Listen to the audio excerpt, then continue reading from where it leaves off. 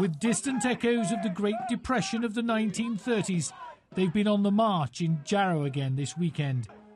As unemployment rises and the unions prepare for a scrap over workers' rights this autumn, the government, and more particularly the Conservative Prime Minister and his Chancellor, on the eve of their party conference, are talking tough about clamping down on red tape, hampering business and welfare cheats.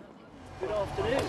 Aimed squarely at the Tory rank and file and the critics of the government's plans for the economy, David Cameron, out and about in Warwick with his wife Samantha, is setting out his stall. The government's policies at the moment seem schizophrenic. On the one hand, they want to boost employment, and on the other, they're throwing hurdles in the way of employers and potential employers actually creating jobs. Something George Osborne wants to tackle by doubling the amount of time a worker needs to be employed by a company from 1 year to 2 before he or she can take a case to an industrial tribunal. David Cameron will announce that he's scrapping the 12-week time limit that job seekers currently have to turn down work. He'll also take away dole money completely from anyone who spends more than 6 months in work clubs.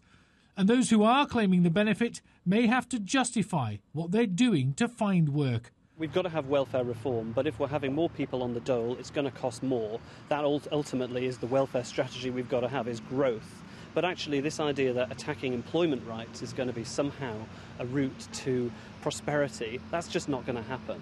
We've really got to see the Chancellor start to wake up and realise that his plan isn't working. Union leaders say the Tories are simply spoiling for a fight. There's some very noisy Conservative backbenchers who are trying to get the unions as a means of getting at the Labour Party. It's all been politicised. It's very sad that employment relations always become politicised in the UK. It's not in the best interests of the economy. It's all about political grandstanding for the Conservative Party conference.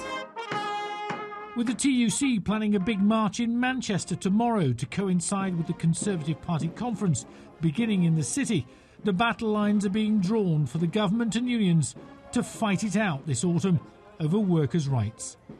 David Bowden, Sky News.